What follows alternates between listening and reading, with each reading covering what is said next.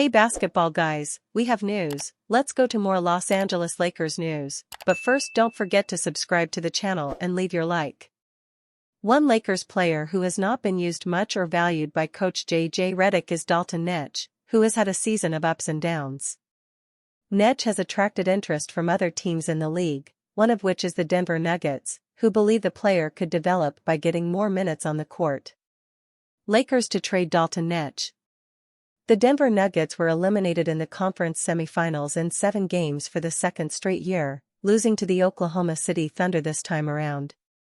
The Nuggets are expected to make moves this offseason, and Bleacher Report's Greg Swartz has listed Los Angeles Lakers' Dalton Knecht as one of their dream targets. Knecht is the perfect catch-and-shoot option to put on the court next to Jokic, with the Nuggets possibly jumping in as a third team if the Lakers attempt to trade for a new starting center. The Nuggets certainly could do with having a shooter like Knecht. The 24-year-old averaged 9.1 points, 2.8 rebounds, 0.8 steals, and 0.3 blocks per game as a rookie while shooting 37.6% from beyond the arc. Now, that percentage does seem underwhelming, but it was really dragged down by one awful stretch. Knecht shot 15.6% from beyond the arc in December 2024, as he hit the rookie wall. He rebounded well from that and was drilling shots at an excellent clip at the end of the regular season, shooting 42% in March and 45.5% in April. Despite Knecht finding his shooting stroke, head coach J.J. Redick didn't have him in the rotation in the playoffs. It was clear when the Lakers included him in the Mark Williams trade, which later got rescinded, that they didn't mind parting with him, and his role in the playoffs only made that all the more apparent. Knecht's shooting didn't outweigh his struggles on defense for the Lakers, and you'd expect him to be elsewhere at the start of next season. His being included in a trade that lands them a center is the most likely outcome, and the Nuggets might try to get involved in that deal. A big reason the Nuggets lost to the Thunder was their inability to score from beyond the arc. They shot 31.4% from 3 in the series, with Aaron Gordon, 44.1%, being their only reliable shooter. That allowed the Thunder to key in on Nikola Jokic, as most of his teammates failed to make them pay for being left open. Knecht would help in that regard. The big question, though, would be whether the Lakers want to help a contender in the West. They don't necessarily have to include a third team in a deal to land a center and could just decide against doing the Nuggets a favor. So, who would they target then? Well, Swartz has Phoenix Suns' Royce O'Neale and Sacramento Kings' Keon Ellis as 2 other options. O'Neale averaged 9.1 points, 4.7 rebounds, 2.2 assists, 0.9 steals, and 0.5 blocks per game for the Suns in 2024-25 while shooting 40.6% from beyond the arc. Ellis, meanwhile, averaged 8.3 points, 2.7 rebounds, 1.5 assists, 1.5 steals, and 0.8 blocks per game for the Kings while shooting 43.3% from 3. O'Neale and Ellis are pretty good defenders, too, unlike Knecht. Defense was also a bit of a problem for the Nuggets this season, and so, these 2 would help address 2 of their concerns. It will be interesting to see what moves they end up making this summer, as the Nuggets are reportedly hesitant to break up their championship core. Jokic was obviously never going to be on the table, but Gordon, Jamal Murray, Michael Porter Jr., and Christian Braun aren't either. Lakers' top 2 big man targets revealed by NBA writer. The Los Angeles Lakers have been linked to dozens of centers in recent months, but they might be narrowing down their search.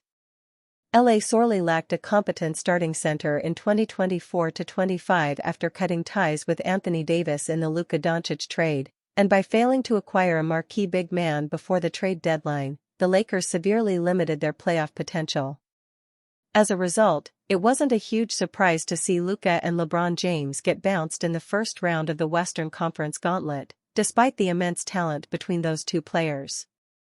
That being said, the Lakers absolutely must acquire an upgrade at center this summer so as not to run into a repeat problem in 2025-26. But who? On Saturday, Forbes' Evan Sidery indicated that LA might be zeroing in on 2 specific targets above all others. The Lakers are targeting an athletic rim-running big man, Sidery posted to X. After the voided trade for Charlotte Hornets center, Mark Williams. Two names to keep a close eye on this summer are Brooklyn Nets, Nick Claxton, and Dallas Mavericks, Daniel Gafford. Brooklyn has been open to moving Claxton, while Gafford is seeking an extension with a pay raise. Claxton, 26, has 3 years and $69.4 million left on his contract. He hits unrestricted free agency in the summer of 2028. Gafford, also 26, has 1 year left on a deal set to pay him $14.4 million in 2025-26. Gafford was a key contributor for the Mavs during their 2024 NBA Finals run. He deserves an extension, and it'll be interesting to see how things play out this offseason with Dallas. It sounds like the Lakers would love to have either Gafford or Claxton, and it'll be up to GM Rob Pelinka to work his magic once again. Jaxson Hayes' future with Lakers gets disappointing update. In a recent update that has left Los Angeles Lakers fans disheartened, insider Anthony F. Irwin shared disappointing news about center Jaxson Hayes' future with the team. In a tweet posted on May 27, 2025, Irwin revealed that the Lakers are aggressively pursuing new centers to bolster their roster, with a specific focus on acquiring multiple big men who complement each other, particularly a lob threat to pair with Luka Doncic. However, the most striking revelation was Irwin's comment that it doesn't seem likely Hayes will be back, signaling a potential end to Hayes' tenure with the purple and gold. Hayes, who joined the Lakers in 2023, has had an up-and-down stint with the team. Despite flashes of potential, his role diminished significantly during the 2024-25 season, where he averaged just 6.8 points and 4.8 rebounds in 19.5 minutes across 56 games. His lack of offensive impact was glaring, including a meager 1-point performance in a playoff loss to the Timberwolves. Even as a starter, Hayes often failed to make a meaningful mark, averaging 8.3 points over his last 14 starts. The Lakers' shift in strategy emphasizes young, athletic lob threats to redefine their identity under LeBron James' leadership.